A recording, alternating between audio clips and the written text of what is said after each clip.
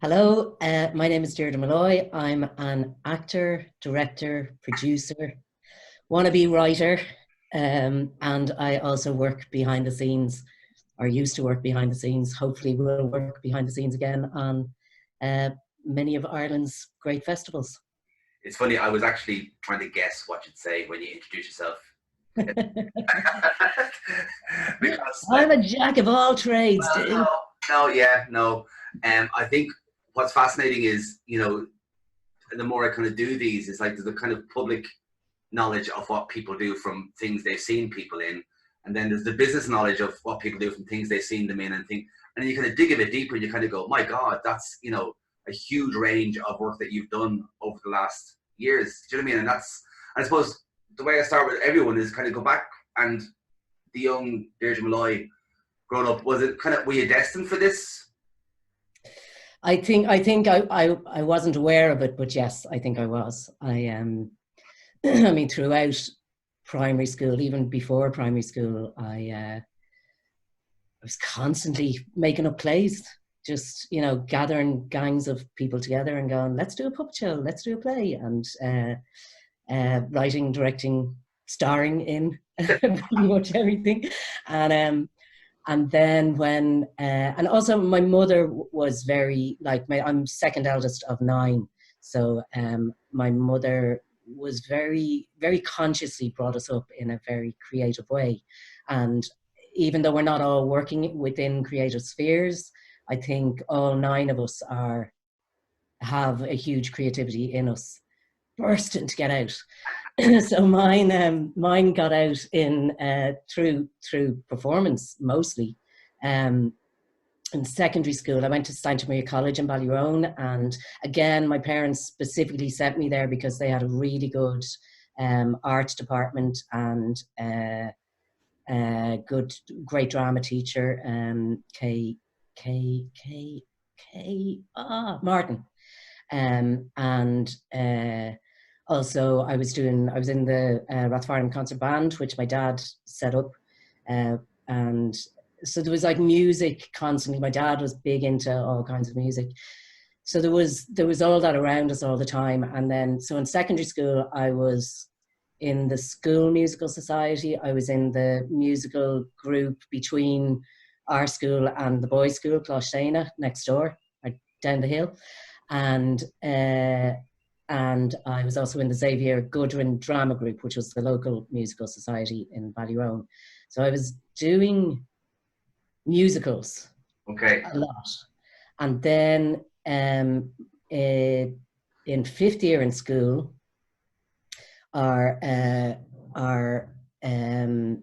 who are the people who talk to you? A career guidance teacher called me up and handed me an application form for the National Youth Theatre, which I'd never heard of. And she said, I think you'd be very good at this. You should apply for that. So I did. And it was, they were doing a play called The Crucible, being directed by a man called Ben Barnes. And I got in. And the rest is pretty much history. I was going to Like say, that was one of those scenarios where it was my first time doing a real play. It was my first time being, that thing that everybody talks about when they get into a national thing of any kind, that like you're top of the class at a particular thing, but then you're with all the other tops of the class as well. And you realize, Jesus, that your game has to come up a huge amount. come here, did you find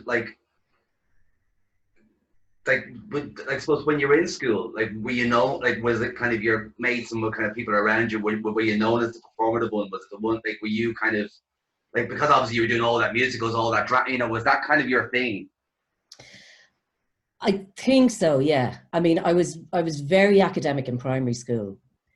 And then when I went to secondary school, I fell in with the cool crowd and became a lot less academic and more into crack. And yeah, I would have been known as a kind of a performer. I was in the debating society. Um yeah, I would have been definitely. I went from being quite shy and retiring in primary school to being quite extrovert in secondary school. Okay. And then I suppose, do you feel that kind of, when you, that kind of tribal thing, when you went and did the Crucible, you were saying about the game being up, but also did you kind of go, oh geez, this is kind of, there is a world that kind of takes, that feels like this. Was it a big moment? It really was, yeah, it really was. And it's a kind of a famous or infamous NYT in that there was 21 in the cast, and I think 18 of us went on to be professionals. There was Noelle Brown, Kathy Belton, Alison McKenna, Anthony Brophy, David Parnell, George Heslin, Brian Thunder, Cliona Marr, who's now running festival in Tip, Junction Festival. Can't remember. I'm leaving people out now, which is a bit rude. But like it was genuinely, like, it sounds like a cliche, but I had found my tribe. Like, I came home 3 weeks into rehearsal, and the other thing was it was down to myself and Alison McKenna for the part of Abigail, right to the very end. Like, everyone else had been kind of slotted into their parts in read-throughs and stuff, but me and Alison were both reading Abigail right to the end, and Alison got it. So I got to play Susanna Walcott, which was like a 3-line part. And I was raging. But actually, it was the best thing that could have happened, because the assistant director was Gillian Reynolds, who's now a casting director. And she, while the main cast were in rehearsing, the rest of us were playing theatre games, doing improvs. I'd never done shit like that before in my life. And I was just like, this is the best thing in the world ever. And actually, the fact that I did more of that in NYT was way better for me, ultimately. And I just, I when I meet Gillian now, I always say, you changed my life. And she kind of did, you know, that period. I came home 3 weeks into rehearsal and said to my folks, I'm not going back to school to do my Leaving Cert. I'm going to be an actor. Wow. And like, I've seen other people on these chats say that they tried the same thing, and their parents were like, no, you're doing your Leaving Cert and you're going to college. My parents are both teachers. Yeah. And you're going to college. So did my Leaving Cert, went to college, and like, I picked the shortest course I could get away with. So I did like a 2-year certificate in media studies, which seemed like a great idea at the time. And again, it was like, you know, there was a lot of, we did photography, we did video, we did editing, we did writing. You know, there was a lot of stuff that's very relevant to what I do today, though at the time it didn't seem relevant. So there was a 2-year period where after NYT, I joined DYT, which, you know, again, is for anybody who's been a member of DYT, whether you go on into the business or not, it's a life-changing experience, and it's more that tribe thing. Can I ask about that though? You kind of do NYT. That was an amazing experience to say, and kind of go, okay, this is what I want to do. And then obviously, you know, when you're kind of, you know, parentally guided into another kind of interim space, which is great. But obviously then DYT was something that, you know, again, you were there in a kind of an era of a kind of a, you know, a hub of a rake of people that have kind of, you know, gone on and not that that's kind of, and I don't mean that's the be all and end all, certainly not within the youth theatre vibe, but there is a certain kind of buzz around certain eras. And I think, you know, that era was in the DYT a kind of very, very, very special one. Yeah, it was for sure. And it was like, so that was the early 90s. And sorry, I'm just going to close the window, Mark. It's very windy. Sorry.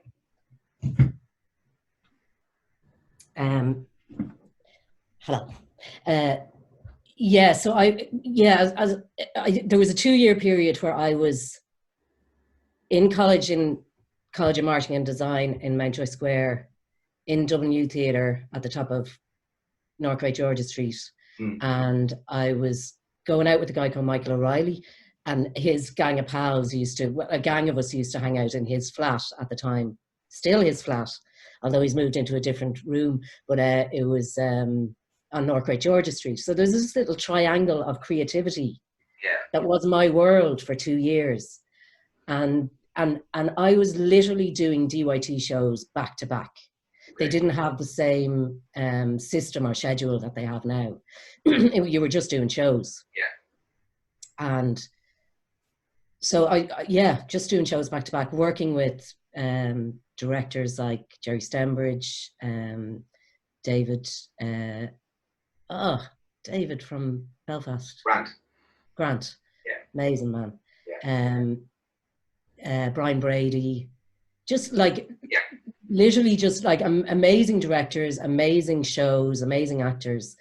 And just like, there was nothing else for me. Yeah. Literally, I even managed for my career. Yeah, I went and did a J1 visa, then went to the States for the summer between my 2 years in college. And before that, we'd done a read through of a play called Children of Eve by Peter Sheridan. And I got a call towards the end of my time in the States from Peter in one of the bars I was working in, saying, when are you coming home? And I was like, I think 3 weeks. And he was like, would you come home next week? Because I wanted to do my play. And I was like, okay. So I did. And then I had like the lead in Children of Eve, which was a co-production between DYT and the Abbey. So then doing a show with like Brittany Nocton, Maura Grania, Maura Hastings, Geraldine Plunkett, Joe Taylor, you know, like, so again, you're in a room with these spectacular actors. Yeah. As a young actor, just going, this is deadly. This is just, and I managed to persuade the college to let that show be my work experience in college. So I got a month off. So your producer skills were evident, kind of, even at those early days. But I suppose as well, I mean, you know, it's a different time. You know, I remember that year very, very well. It was a different time in Ireland and Dublin, particularly around the kind of the early to mid 90s, and kind of there was a kind of an old way of doing things that was kind of up against this new wave of people coming out from all different youth theatres, colleges, you know, and wanting to work and making their own work and new companies. But those different rooms that you're kind of finding yourself in, I mean, they all feel like kind of like bigger homes. Like, okay, this still feels the same. Yeah, for sure. And yeah, and then going into the professional world, it felt like a very easy step, to be honest. And it was like, I've seen, you know, Engo Og talking about it, and Kathy Belton referred to it in their chats, that like, it was a golden age for young actors. There were loads of theatre companies. There were, you know, there was like around the country, there was professional companies in Cork, Waterford, Galway, you know, 3 or 4 professional companies in Galway. There was loads of work out there if you were good. And for me, getting out of Dublin was a big thing. Like, I did a show with Druid in 91, and I stayed in Galway for 2 years. Okay. Another Druid show and a Punch Bag show and a few other bits and pieces. But and then I came home from Galway, and I was home a couple of months, and I wrote to Jim Nolan in Red Kettle going, any chance of the start? Literally, I sent him a card saying, any chance of a start? Yeah. And went on to do a number of shows at Red Kettle. And I don't think I toured to Cork a lot, but I don't think I ever did it. Maybe I did. I don't know. There were so many shows. Like, you were acting all the time. You were doing stuff, and there, you know, if you weren't being paid, there was share shows, or you were making your own stuff, or, you know, it was a very golden age, the 90s in Ireland. Even though everybody was broke, you could also afford to be broke. Like, I lived in a 2 up, 2 down house in Stony Batter with Eunice McMenamin, and we were paying like £300 a month rent between us.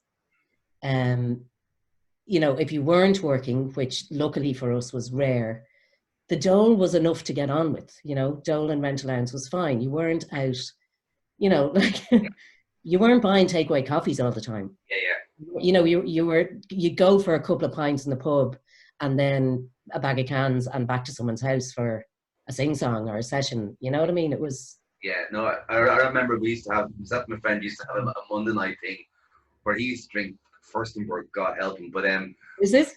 A friend of mine is from Bray, but we used to go and kind of, he used to, on a Monday night, go to the pub, and literally we'd sit over with no money, but we'd sit over a couple of pints, and you'd have the crack. And as I say, kind of, you know, there was no expectation of going to Starbucks or going to wherever. You know, it was kind of just different.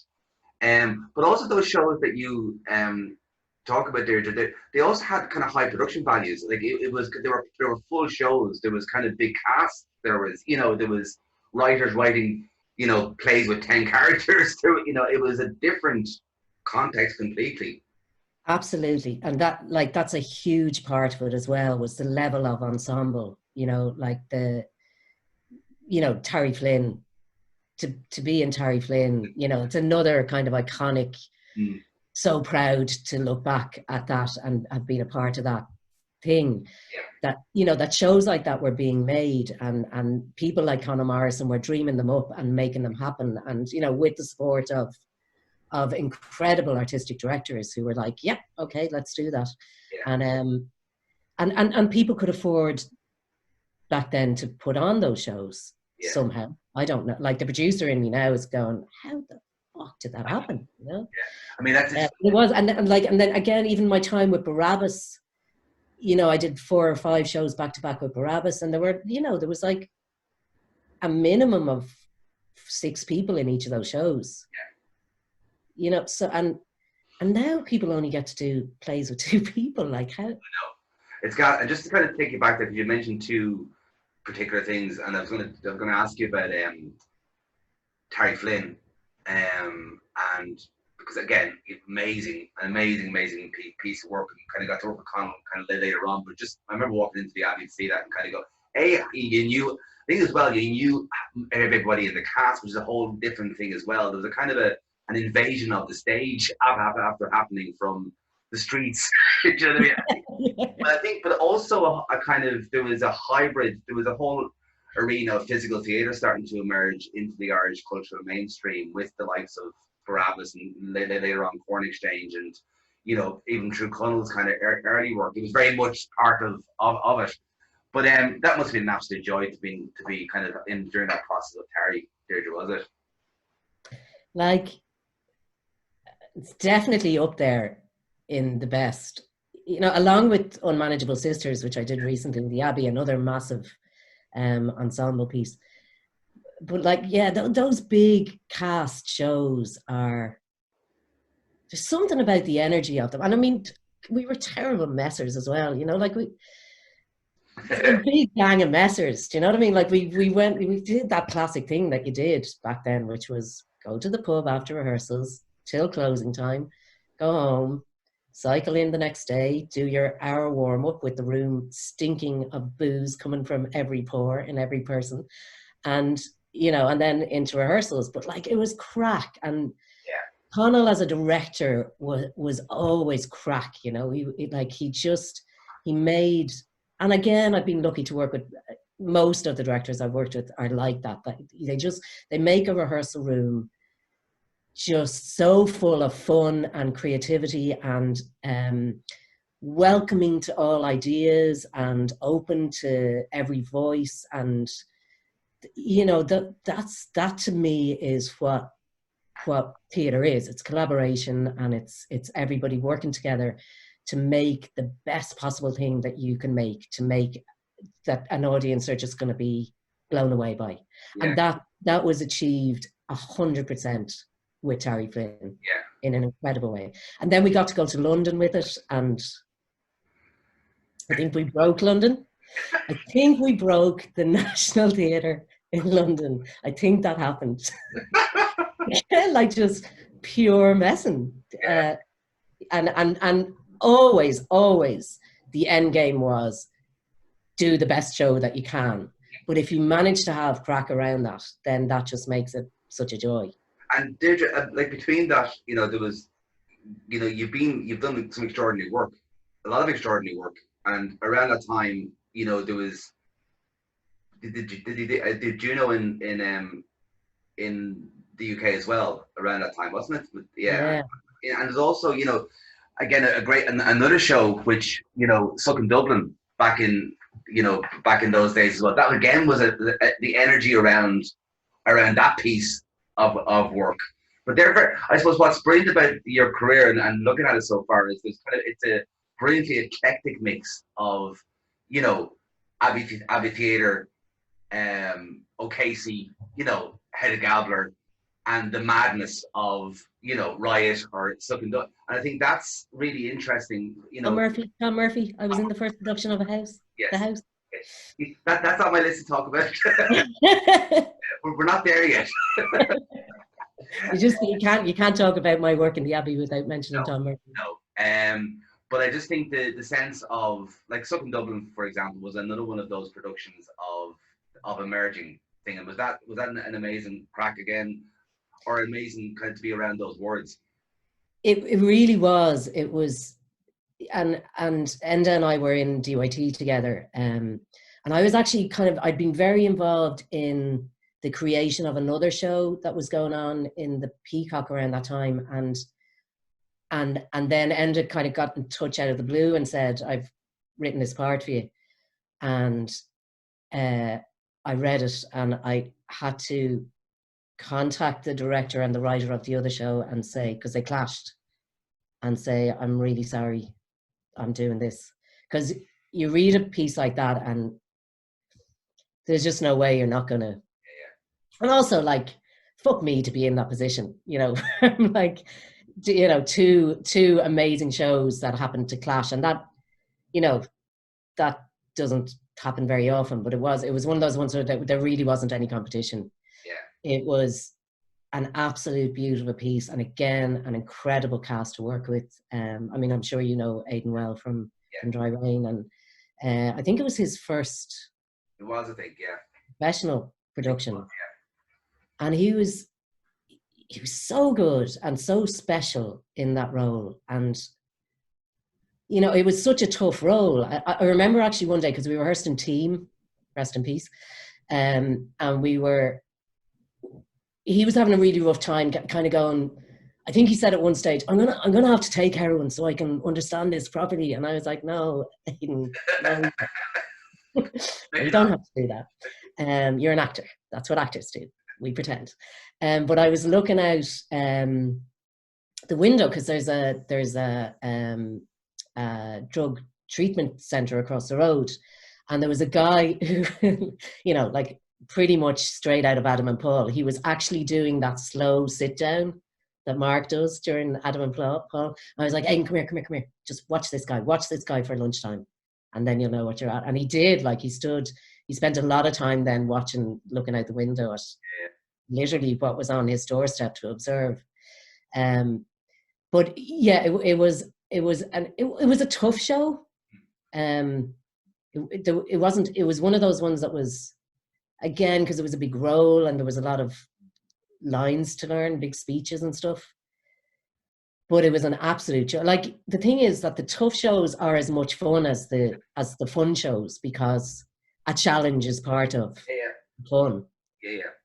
But you know, another one that, you know, there are those shows that you kind of, you know, when you open the book and you see your name there, as like, that's a huge honor as an actor to be, you know, have created a role. Yeah. And that's one of those ones that, like, a lot of younger actors that I've known for ages will come up to me afterwards and go, "You've only played Little Ant? You were..." And I'm like, yes.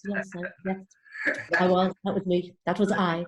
Actually, there's something in that, because it's come up an awful lot with actors when they do get the honor of creating roles, you know. And I think that's happened quite a bit. I mean, obviously you've been involved in devising roles, and, you know, like, say, first production, say, with Barabbas and, you know, companies such as that.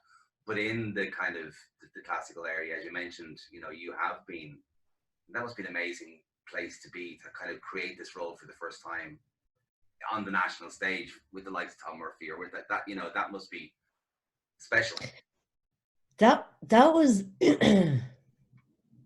that was the beginning of me deciding I was going to give up acting. And the reason is because I felt like Tom Murphy play on the Abbey stage, creating the role, Conor Morrison directing, incredible team of creatives, insanely brilliant cast. That's kind of as far as you can go as a theatre actor in Ireland. For me, I was like, that's it now. And unless you go to the UK or the States, for me, there isn't any further. And it's not that it was downhill from there. It wasn't, but it just kind of felt like that's the, yeah, there isn't much further I can go. And also it was a tough show for a number of reasons, but it was huge, and it was a really hard role. It was all the roles were difficult in it, but it was probably one of the toughest I've ever taken on. And it was, yeah, it kind of, I went from there into thinking, I don't really want to act anymore, because I don't want to go backwards from here. Yeah. This is it. And then I did a couple of shows in a row that just weren't, for various reasons, weren't that happy. And you know, often shows aren't happy, and that's fine. But I kind of had a word with myself and said, if you're an actor and you're not happy when you're not working, and you're not happy when you are working, then there's a problem here. You know, it's enough of a struggle to be a full-time professional artist without it being shit. Yeah. And at the time I'd started directing, I'd started like dipping my hand in directing, and doing like both fringe shows and then a lot of youth theatre stuff, which I just adored. And I'd also started working behind the scenes. I'd worked in production on a chat fundraiser gig with my sister, who is Turning Pirate, and that was kind of the start of Turning Pirate. And you know, the same way I caught the bug to be an actor, I caught the bug to work in events. Yeah. And things were taken off for me in that, you know, I got to be a runner on Cat Laughs for 2 weeks. Lynn Cahill very kindly gave me a gig when I asked her, and then went on from there to kind of, my role on Cat Laughs got bigger and bigger over nearly 10 years. And I just kind of thought, I'm gonna not be an actor anymore. And it was, honest to God, Mark, it was like the worst breakup I've ever had. Wow. It was, to make the decision in my own head first was really, really hard. To then like ring my agent, Maureen McGlynn, who's also a very good friend of mine, and I took her out to dinner, herself and Eleanor, and told her, and that was one of the hardest things I've ever done. And then like to tell the industry, I'm not doing that anymore. I don't want to hear from you, because if I get offered stuff, I want to take it. So I don't want to hear from anybody. Fuck off, everybody. And I stopped going to theatre, and I really withdrew and really got into the whole events world. And that became my new tribe for a long time. But sorry, before you go on there, I mean, I think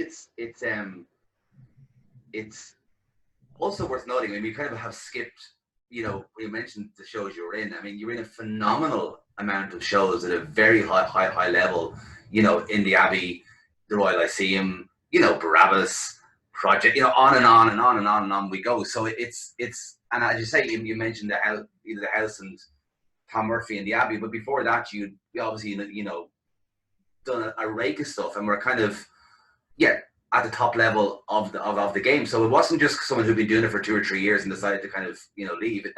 That must have been a phenomenal, but a very interesting decision that you made yourself. You know? And that's fascinating, because I think that's one thing I can see from knowing you. There's a sense of, you know, you mentioned there in the last kind of 20 minutes we were talking, kind of writing to people and going, "Gives a job." That proactivity has always been there and still is there for you now. And is that something that just, but I suppose in a way it kind of, you know, it nearly kind of maybe caught up on you, kind of going, okay, I'm going to be proactive about this, but I have to dump all this now behind me. That must have been incredibly tough. It really was. It was, as I say, it was like the worst breakup I've ever had. And I mourned theatre. Right. And I did, like, while I was not acting, I did a couple of films, and I was still directing. I still had a creative job a year. Right. It's kind of keeping me, I suppose it was keeping my creative soul fed Yeah. without sounding like a wanker. No, no, But no. and and if I hadn't had that, I don't think I would have lasted. Yeah. Not being in theatre. Yeah. It was really, really hard, but I knew at the time that it was the right thing for me. Yeah. And I just knew.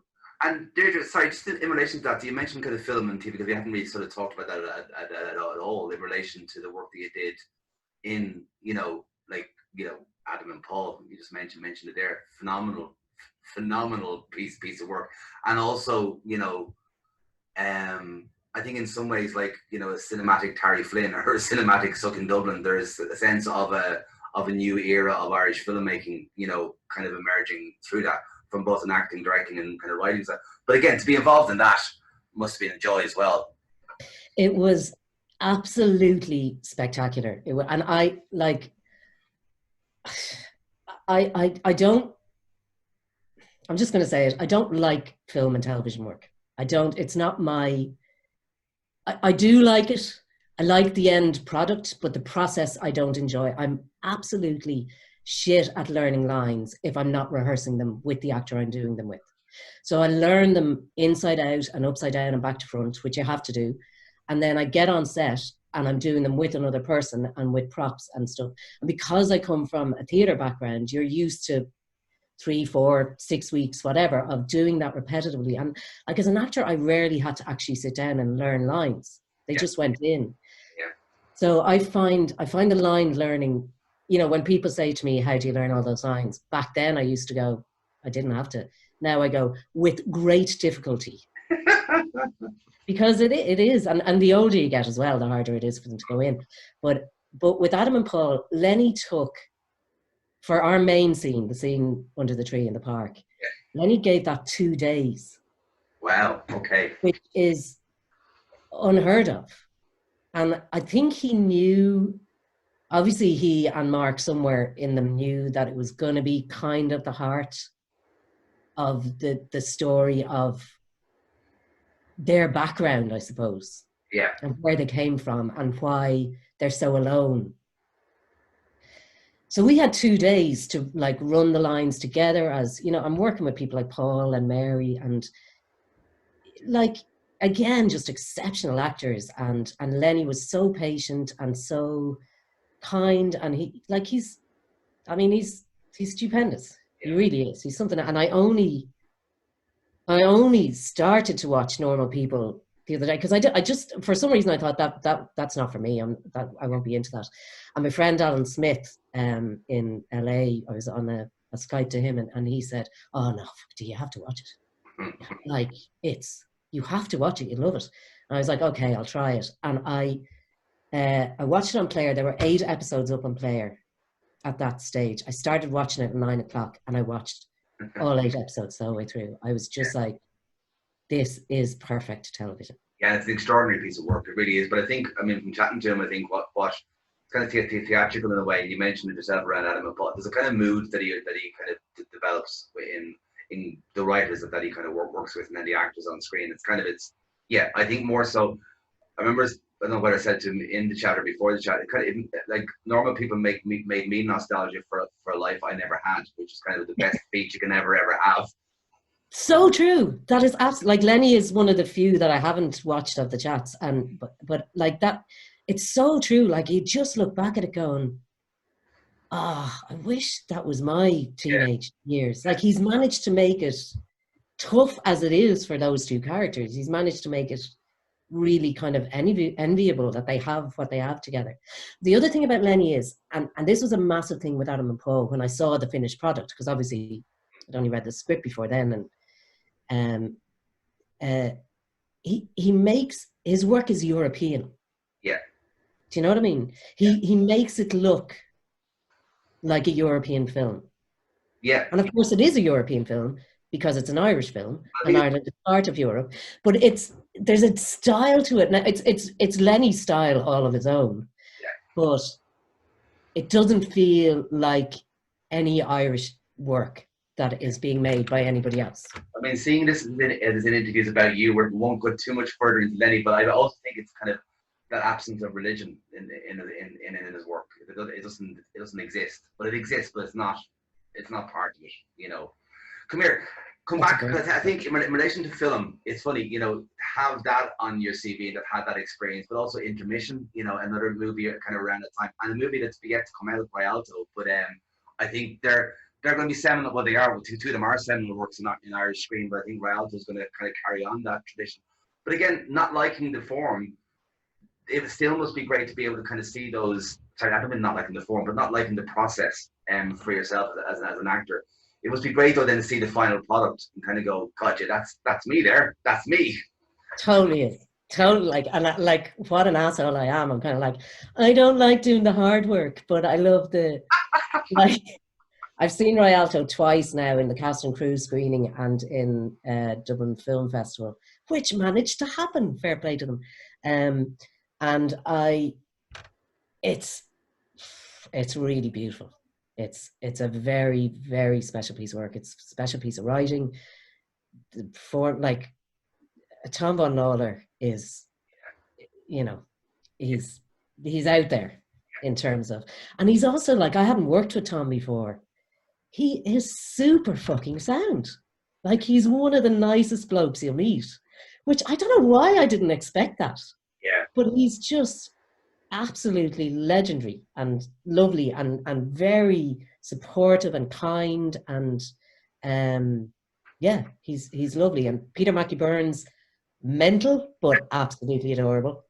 It's interesting the way you're talking, and it's kind of interesting the segue that we're chatting about when you kind of move from acting into events, because you quite naturally, and it's kind of producer director head on you and the events head on you, you quite naturally start speaking about other people and bigging them up and facilitating them, and I think that's, you know, I think there must have been, was it something in you, as heartbreaking as it was to kind of divest yourself of the acting career for a while, but was it also, and did it kind of occur to you, God, this actually feels right as well, because that side of your personality, that driven side, but also that kind of humane side, for want of a better word, did that kind of start getting fed in a different way? In the event stuff? Yeah, in the events and producing and kind of, you know, as that kind of started to emerge. Yeah, I hadn't, yeah. It's really interesting, like you've mentioned a couple of times that I'm driven. I've never thought of myself as driven or ambitious. I've always just kind of wanted to be working in a job that I love and making enough money to, yeah. I don't want to be rich. I don't want to be famous. I just want to be getting on with things. And, you know, that's why I suppose I didn't do the London or LA thing. I'm really happy here. I love Ireland.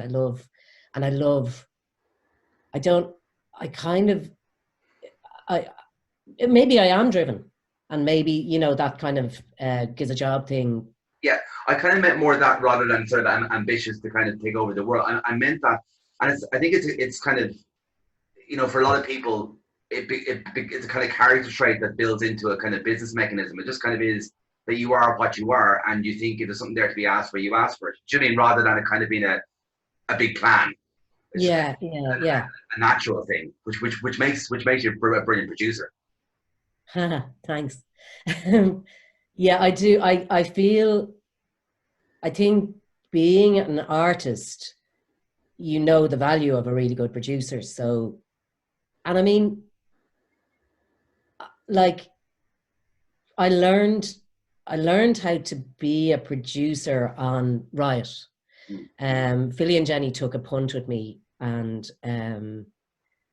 you know, learning how to produce under Jenny Jennings, who is, you know, well up there in the top 2, I think, producers in the country, 3 maybe. And she, as a creative producer and as a creative person, now she's driven. Philly is driven. This Is Pop Baby are driven. Everybody who works with them and for them is pushed to as far as they can go. But nobody works harder than Philly and Jenny. And you can see that in the work. It's, you know, the work that they make is absolutely phenomenal. And it's devastating that where we live didn't get to happen. Yeah. That was like, that's one of the casualties that it's the hardest casualty, I think, because they had, everything was done. They were ready to open. Whereas like with the various jobs that I had lined up over the year that are disappearing as the year goes along, I knew it was coming. Yeah. And had already kind of things in place to whatever. Yeah. But Where We Live was ready to go, and that was going to be mind-blowing. And I hope we get to see the pieces again. But Riot was definitely the hardest job I've ever done. No, sorry, the second hardest job I've ever done in my entire life. And also the one probably that I'm most proud of, and the one that I learned most on. Yeah. And from doing Riot, so its initial iteration in the Spiegel tent in Fringe, which was like, that was a magical 2 weeks. It was the most special time. Seeing audiences come in and their response to the show, and like it made everything that was tough about it so worthwhile. And then we transferred to Vicar Street and sold out in Vicar Street, and then we went on a world tour. Like, we circumnavigated the globe with Riot.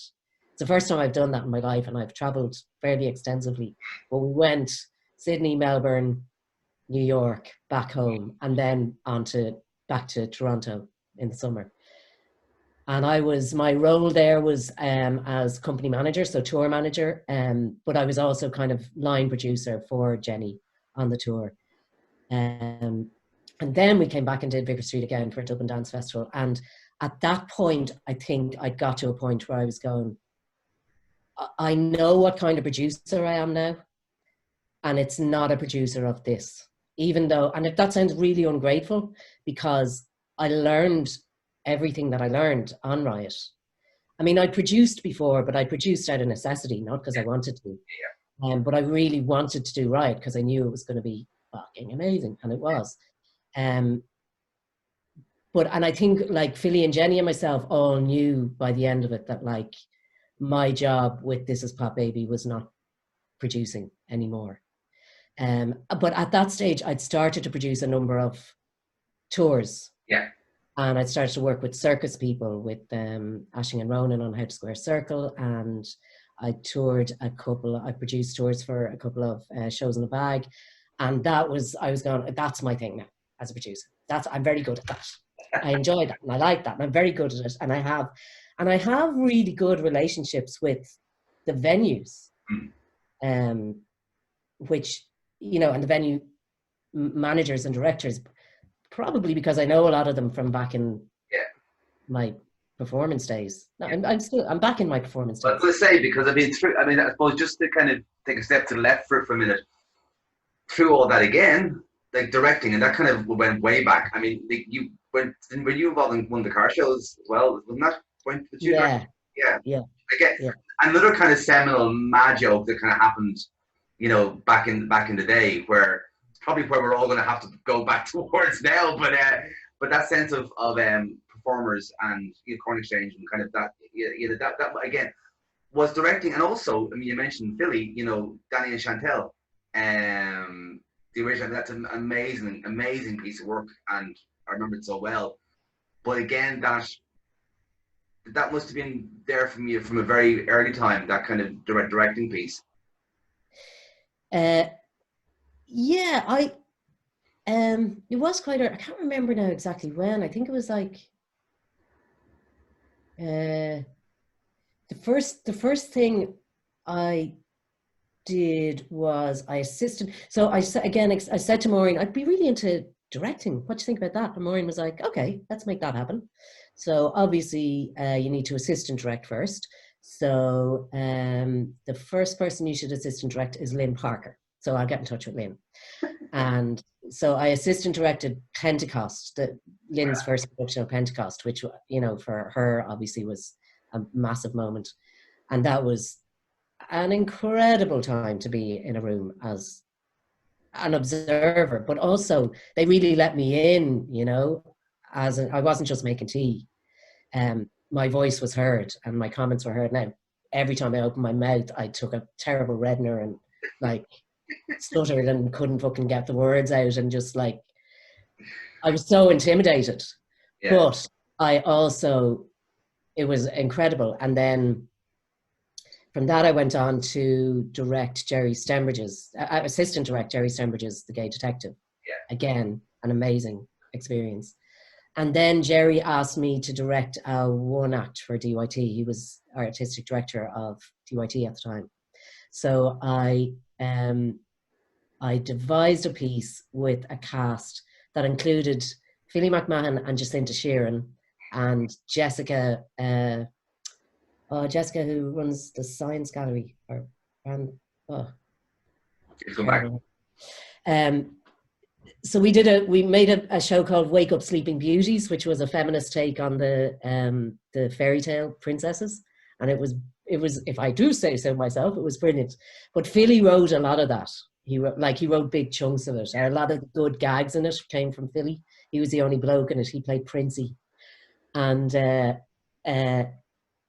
so then I went on and did bits and pieces of a car show was part of it. I directed a Jimmy Murphy play, Akeldama, Roger Gregg's first musical, The Stuff of Myth. Again, like really eclectic stuff, but all low budget, fringe, first time writing or first new plays mostly. And then 10 years after that DYT production of Wake Up Sleeping Beauties, Philly McMahon got in touch with me and said, I've written a play, will you read it and consider directing it? And I was like, yeah, sure. And again, it was one of those ones you read and just went, are you fucking serious? Is this your first play? You asshole. So yeah, that was a brilliant experience. We did an incredible job with it. And it won Spirit of the Fringe. Yeah. And then so that part of the prize of Spirit of the Fringe was 2 weeks in project. So Jenny, that was the start of This Is Pop Baby. So Jenny came on board with Philly to produce it in project. And that was the beginning of This Is Pop Baby. And then 10 years later, Riot happened. Wow. So I have a 2-decade thing with Philly McMahon. Where we keep revisiting each other. No better man to have a 3-decade relationship with. Come here to me. Beyond all that, then, when did the acting start kind of knocking on the door again? When did So I was around at Kathy Belton's for lunch. She used to live down the road from me in Inchicore, and we used to have lunches. She's a long, like she goes back to NYT with me. Yeah. And she had done Wayne Jordan's The Plough and the Stars in the Abbey, and it was going on tour. And she mentioned that she wasn't available for the tour with a kind of a glint in her eye. And I swear to God, Mark, something happened in my gut that was like I just, in my head, I just went, I'm having that part. I'm doing that tour. That's happening. And I don't, like, also, I like O'Casey as well, as a Dubliner. I had done Shadow in Gate with Lynn directing, and I'd done Juno in the Lyceum with Mark Lambert directing in the younger roles. So this was a chance to do Plough and to play Ginny Gogan. I was just like, so I rang Maureen as soon as I got home and went, what do you think? And she said, we'll have words. And we said, I don't know how that woman makes things happen, but she does. And got an audition, got a call back, got the role, and had the time of my life.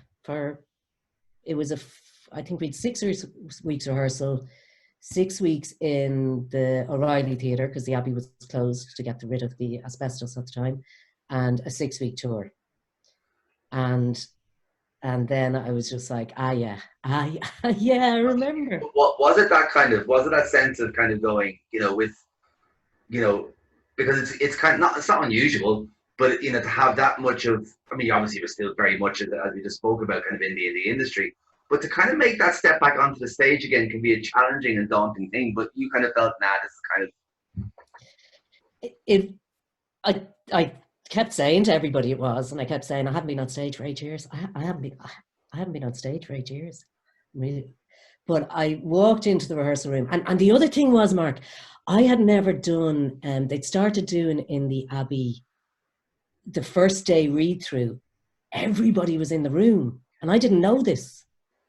So I genuinely, like, no, just no one had thought to tell me. So arriving the first day, and the Abbey rehearsal room is like this massive circle of, there was definitely over 50 people, possibly 80 people there. And I just went, oh, fucking hell. And I have the opening lines in the show. And I, like, that was one of those, I don't know if I'm going to get through this moments. Like, my heart was, I could see it beating in my chest.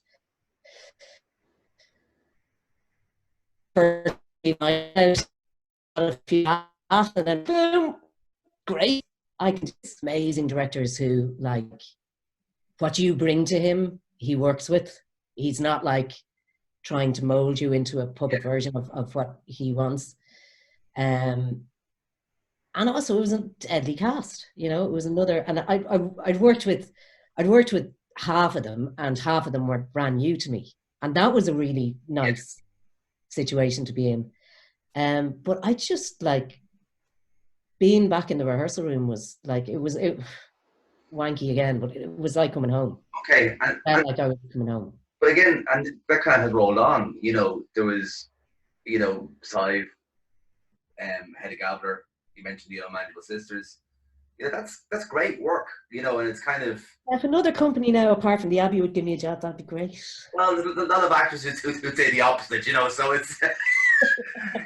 Well, fair. Yeah, no, that's very true. But I think, you know, you know, to work with Conal and to work with Annabelle, and then obviously with Graham on the Unmanageable Sisters, there's kind of a sense, and then now there's kind of the 3 or 4 strings to your bow active at the same time. Do you know what I mean? There's the directing with Jack, excuse me, on the Welcome to Ireland, which was meant to be with us right now, actually.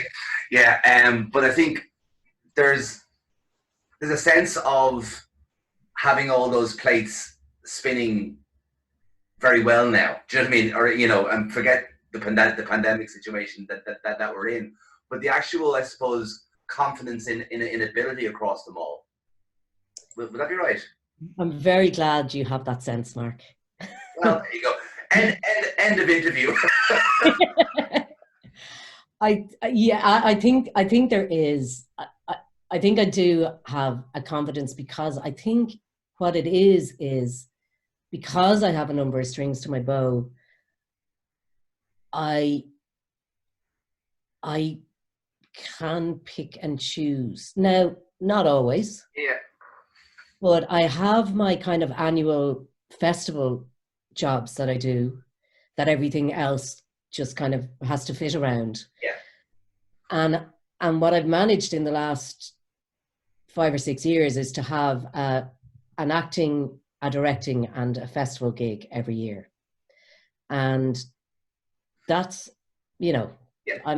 I'm very lucky, but I also feel like I am good at them all. I've worked hard to get to this place, and I've, you know, there have been very struggling times, but things like, so shows like Welcome to Ireland, which Jack and I, like, worked on that for about a year on and off, and then we got the Access bursary and had incredible support from you guys, which really brought it to a place where we were like, right, now we can put it on. We applied for project funding and didn't get it on a technicality. We'll get onto the Arts Council later. But then the 3 companies, the 3 venues that had said that they'd take us in, said they'd stand over their grant, their guarantee and their dates. So we were going to go ahead and make it on a very small budget. Oh, we got a small DCC grant as well. And we were all revved up to get into it, and then this happened. But it that's going to be very special when it does happen. Yeah. It's a very, I mean, for us, the reason we didn't wait to apply for project funding again, which now we're going to be doing, but the reason that we didn't was because we felt it was very urgent and immediate and current, though I don't much like that word, but that that the story needed to be told now. And I hope it's as relevant out the other side of this, because I think it will be. Yeah, well, the hope is like listening to Aoife the other night, like and her ideas about what the world should be out the other side of this, and that things shouldn't go back to the normal that used to be. But capitalism, and like who can beat that? Who can beat the 1% who run the world? Like I think shows like Welcome to Ireland will be as important, but I also think that attention is going to have to be paid to what needs to change. And I really hope that if those changes don't happen in a kind of organic way, I really hope that we start taking to the streets again and having our way. I think there's an interesting, somebody about this yesterday, there's an interesting thing about, particularly in the arts, and the amount of, campaigning that's been necessary to even, keep funding at the level that it is, and to kind of try and push into the, into the more mainstream in relation to government funding, and to try and develop it. I think, you're right, and I think there's a moment in time to maybe align our industry with a lot of other industries and sectors that are struggling within the current paradigm, within the way it's kind of, rather than trying to go it alone. I think there's an awful lot of, particularly around the independent sector, an awful lot of people in that sector who are struggling because of the type of contracts they have, because of the type of work-life balance they have, because of the type of pay they get. And that's not just in the arts, that's across a whole other swathe of, lifestyles and in industries, I think that we need to be aligning ourselves with, because that's where the kind of strength will come from. But I think what it's funny, because looking back at your work and knowing you and talking to you, I think there is that kind of social justice element that comes from them all. It's kind of like that sense. I mean, obviously Riot was a piece of entertainment, but it was very much, political and socio-political. And even something like Danny and Chantel, that still there's a kind of there's a piece of work that, the arts are involved in that is broader than the arts itself, is my long-winded way of kind of saying that. I think like we need to get active. Like someone said to me in passing recently, "You're an activist," and I was like, "No, I'm not. I'm mouthy and I'm opinionated, but I'm not an activist like real activists are, like Tara Flynn is, or and I'm not. I'm a fair well, I'm a from the couch activist, or through my work activist, and I agree. I think that we as an industry, we really need to, like, we have this incredible statistic, which is there's a 2-for-1 return on the arts. And I don't know why we're not pushing more on that, and kind of saying, yes, other industries are similar, but I don't agree with you that people in other industries on the gig economy, which obviously there are a lot more now, but I don't think they're the same as people who work in the arts. And I think that within this time, the time of the thing,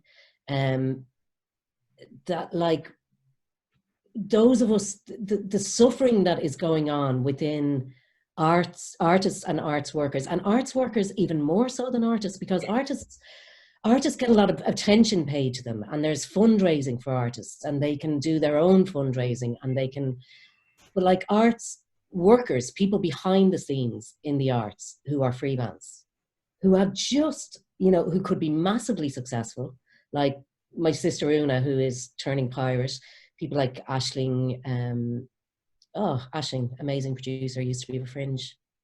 What is wrong with me with names today? O'Brien. O'Brien. Like, there are people who are really successful and at a very high end of their section of the arts, and they've literally just had the rug pulled out from under them, and all of their income is decimated. And I look to people like that and I think nobody's shouting for them, nobody's fundraising for them, nobody's you know, and it's highly unlikely that any musician who does an online gig and gets, you know, donated 500 quid towards it is going to give 10% of that to their agent. You know, it's like they're kind of the forgotten people, and they're the most important people because they're the ones that keep us, you know. And I'm kind of one of both.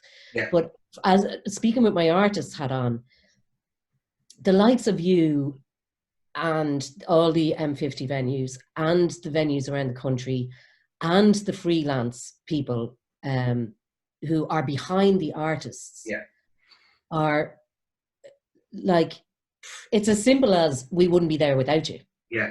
I think you're on something there, particularly around the kind of the backstage or the behind the scenes or event people. I just clarify, I wasn't saying that people in the arts are the same as people in the rest of gig comedy. I think more the fact that the alignment of employment structures are similar rather than. Yeah. And I think that's where I'd be talking about kind of aligning ourselves with those in that kind of gig economy situation. But I think, Deirdre, I think you're absolutely correct, and I think it needs to change very much vocally in relation to how we, I don't like the word campaigning, but like how we kind of make cases for development of the arts. I think a very urgent case is needed to be made around freelance technicians, freelance event managers, freelance producers, because there isn't noise there, and they're losing work. Like an artist, you know, in desperate times, an artist can find a way of delivering their work to the public and hopefully, you know, get a few quid for it. I'm not saying that's a great thing, but at least that opportunity is there. But for someone who's a lighting technician or a stage manager, or, you know, that's very, very tricky. It is. And I think they're finding it as difficult as some artists are to get the COVID payment. And that's like, there's how can they not? Like, how can you not blanketly give people whose income has been decimated no money? And like, I hope that okay, and I want to premise this by saying I have friends in the Arts Council. I love them dearly. I know that they work incredibly hard. I really do. And I know that they're working incredibly hard during this. But we're waiting for a strategy, and we need a strategy. We need something to plan towards, and we need to know, you know, with the strands of funding that have been pulled, we need to know what are the things you're putting in place instead. What are the bursaries we can apply for? What are the ways in which we can start getting incomes in? We need that now. Yeah. And we need that. We need that because exactly for that reason, because we need to have things in place whereby artists are have a bursary to do something or to create something or to have thinking time or dream time or whatever it is, but that they can bring on board, and artists better bring on board stage managers, technicians, those people into those rooms and use their skills within their dream time and pay them to do it, because if we lose them, we don't have an industry. Absolutely. They are absolutely key. Yeah, I think there's a couple of things there to what you said. I was on a Zoom meeting yesterday, and, you know, I'm kind of fascinated as well about, you know, the fact of the opportunities within this. I mean, in different, you know, private sector industries or in kind of semi-state industries, there are consultants being brought in to kind of on fees to look at how we're going to beat this or how are we going to. So, but I was kind of going, you know, wouldn't it be fantastic for the stage managers, production managers, or event managers to be feeing themselves into the government to kind of figure out how to do these things, how to actually, you know, there's an industry or a health and safety industry there waiting to kind of happen. But also, I also think that the Arts Council are hamstrung as well, because there's a kind of governmental thing going on where, you know, the first round of payments had to be put out just to kind of stop a whole country going under. But now in the second wave, you're right, it's like decisions have to be made kind of quickly, but in a way that they're kind of sustainable as well. And I don't mean financially sustainable, but sustainable in the way that they work. And I think it's interesting about, I'm interested in how, you know, personally speaking, how we can kind of assist the Arts Council make that case, because it needs to be heard at the bigger tables as well. Yeah, I think that's a really good point. And I think that's, yeah, that I think we do a lot of, within the industry, we do a lot of Arts Council bashing, but actually I think that's a really good point, that now is the time that we need to get behind them. And as far as I know, because I don't know, was it last week or the week before? Time doesn't matter anymore. But I was just having a really frustrated day, and I ended up writing to National Campaign for the Arts and Theatre Forum and Irish Theatre Institute and going, what can I do? What's being done, and what can I do? And fair play to them, they all got back to me and said, this is what's being done. If we need you, we'll give you a shout, kind of thing. And like, maybe that is it. Maybe that's what we need to do, is we need to go back to like what the National Campaign for the Arts originally did, which was, you know, just bombard politicians with emails saying, we want support, we want to be looked after, we want to be held, we want to be helped. Again, that's a difficult thing to do until there's a government formed. But also as well, it's a very difficult thing to do in the time, from a public optics point of view, in the time that we're all living in, as everyone is kind of, you know, there's a pandemic going on. And that's where I think a wider societal alignment needs to happen. There's not just the arts going looking for further support. It's the arts as part of a wider. But I think it is being done. I think there does need to be a push, though, in relation to what exactly is going to happen in the short to medium term. But I also think critically, you know, is the backstage people, critically, and that's really critical. And I kind of think, and even the framing, you know, the use of the word artists is now stopping, and arts workers week is great, because, you know, we're all in the same game. It's not, you know, that people have different functions within that game. God, we went down a rabbit hole there. Where's your career gone? I have to say, are we out of time? No. I'd love to say that I'm really excited about Maureen Kennelly taking over as director. I think she's an incredible woman, and like, my heart goes out to her taking over at this time. But I also, I feel like she, you know, she's smart enough that she's not going to be wanting to put her stamp on anything, or, you know, change goalposts, which, you know, again, if you've been 3 decades in this industry as I have, and a decade as, you know, somebody who's paying attention to funding and think, like, not just going around going, oh, things get made, oh, there's a set, oh, that, you know, like, you know, like, I think it's really only a decade since I've started going, oh, okay, there's all of the rest of this around. But I think that Maureen, I'm really excited about what she's going to bring to the table, and I think, you know, my heart, I wish it was a better time for her to be taken over, and I can't wait until this is over. And in some ways, you know, taking over during a time of crisis is kind of can be a great thing as well, because I think one of the things that you see is it's shown up all the cracks and all the cracks that were there before the crisis. I mean, I agree, a kind of similar length of time around this mad industry we all work in, but it's kind of, but also there's never been a time where there's been a satisfaction in relation to our relationship with the Arts Council, our relationship with the Arts Council to the government. It's never been right. So you kind of go, it's not looking back to, I mean, you can look back to when Michael D. Higgins set up the department as being, you know, wow, that was amazing. But ever since then, there's always been quibbles and not right. So I think kind of going, let's try and make it now rather than try and fix something that was actually never there.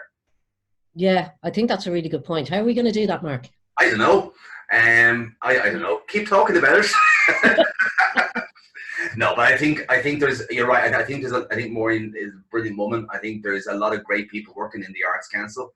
There's a lot of hugely people who are active in thinking about arts in a much wider frame than it would have been, say, when I was kind of starting out. I think there's a lot of activism kind of going on, but it's kind of about turning that into a reality now that's kind of needed, rather than it being I think if we get into a huge oppositional space, it's not going to work, because no, you know. No, I think you're right, and I I think like I do. I think you've gone on to something. I really like this rabbit hole, but I think you've got on to something really good, which is that we, instead of it being a them and us, it should be an all of us together with practitioners and the Arts Council, and all of us together lobbying the government. I think is a really good thing. But I think as well that there are things that there are things within the Arts Council that for a very long period of time have been kind of, that's just you're creating a them and us situation. You know, so like, for example, so a really simple example of that is the application guidelines for any kind of funding. Like, if they could just be written in a way that you could understand in your first read through or even your third read through and know really well what they wanted from you at that point. I'd give a kidney, a lung, my firstborn, if I had one, for that. And that's a simple thing. Now, in some ways, you kind of go, well, do they make it complicated because they want to turn people off, because they want people to work really hard? I don't think so. Personally speaking, I think it's kind of, again, it's been part of a fairly new state.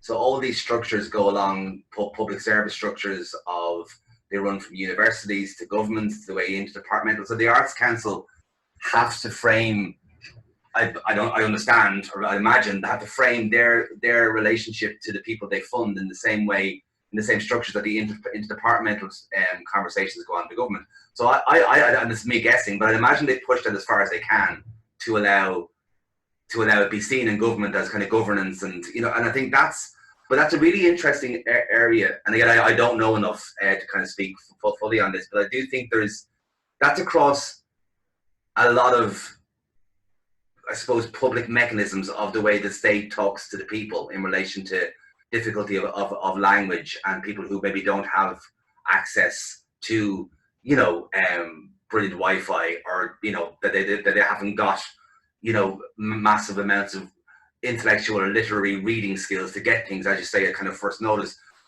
But I think that's I think that's us kind of taking on things for granted and kind of going, well, that's the way it always has been. But actually, to ask those questions about why does it have to be that, they're really interesting questions, rather than going, God, I wish it wasn't like that, because and they are human beings, and they're good people, and they really do give a shit. Like the people I know within the Arts Council, and again, the more, because another aspect of my career we haven't talked about was voiceovers, which I used to get a lot of them. Now I don't get any at all.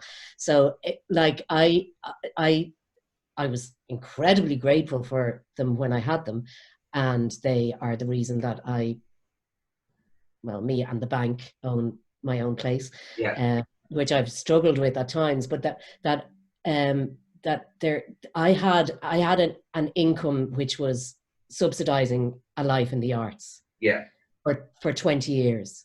And now for nearly 10 years I have, about 10 years I haven't had that.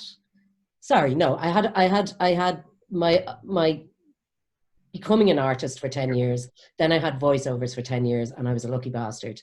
And then I went back to kind of struggling a bit. And so I had to start paying attention to what was available out there in terms of funding streams. And so that was kind of the first time I properly sat down and read an Arts Council application form and guidelines. And I was just like, now hang on a second, I'm a smart person. Why can't I fucking understand a word of this?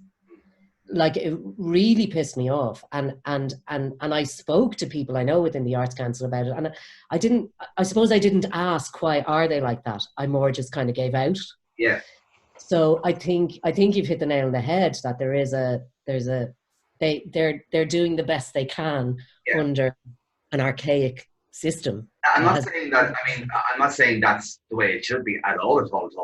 But I think the bit that gets me is, and it kind of, it's really hard to take from being someone who is salaried, is having people who aren't salaried spending weeks, months and years developing these applications, and then that's a huge journey of time and love and passion and ability, and then knowing that they may not get that. Do you know what I mean? That's I mean, and that's not just in Ireland, that's across the world, that sense of the artist applying for funding, and I wish there was a different way we could find of kind of doing that. Yeah, I mean, I think that in my experience, if there are any young people out there listening and want to hear about my experience, the more work you put into an application, the more you read the guidelines, the more you understand what is being asked of you, the more, and if your idea is good, the more likely you are to get at least to panel stage. Yeah. Now, I'm saying that having had my last application thrown out on a technicality. Idiot, like absolute fucking idiot. You know what I mean? It's like there was, at the last moment, in the stress of it, I left out a section of it, and I thought that another section was covering it, but it wasn't. Yeah. And I thought I'd get away with it, but really I should have just put the time into doing that section instead of wanting to get away with it. So it's complicated and it's hard, but like when you get the funding, then it's the best feeling in the world. Yeah. It really is. And then you think, then the world's your oyster, because you get to make the thing that you've wanted to make. And a lot of the work is done within the application. That's the other thing, like with Welcome to Ireland. We got so buzzed up having done the application that we're like, we're doing this anyway. Even if we can't pay ourselves, we're making the show. We're going to make it happen. Yeah. Because we're delighted with the idea that we put together for the Arts Council application. So it's also a very focusing thing. Well, it's funny. I was again, having thought recently about kind of, how would you reframe these and how would you kind of use them as a positive thing, or how would you, and I think that's a valid point which you've made, because actually filling out an application, an Arts Council application for your project or for your play, is the best training in production you'll ever get. Is the best, actually, when you have to go and find those figures, find the collaborations, be able to talk about your work. That is pre-production for anything you're going to do. So I think there's kind of a reframe, the potential reframing in that application process as well. And also, to get back to the Arts Council, at the end of the day, they're hamstrung by the amount of funding they have for a pool. So I think it's all not that broken is the wrong word, but it's all looking to kind of find a way of restructuring that. But again, I go back to the sense of kind of going, none of it matters restructuring wise if there's no more money available from the top table. Do you know what I mean? And it'll end up all just squabbling with each other over who's getting what, which I think is not the way we need to go. Yeah. Come here, I'm gonna let you go with that, because I think I could talk to you all day about the art, but I could also talk to you all day about the other stuff. And thanks a million for taking part in this. It was a brilliant conversation in two parts. There was the first part about you, and then we get on to the kind of the situation in the industry, which I agree is actually very delicate, very dangerous, but also a huge potential to recalibrate. As long as we support those that are most vulnerable right now. I think that's great, Mark, and it's lovely to be left. And thanks for having me. It's been an absolute pleasure. But it's lovely to leave it with that in a kind of as a non-activist, kind of go, right, well, let's think about how we can all work together and make things better for everybody.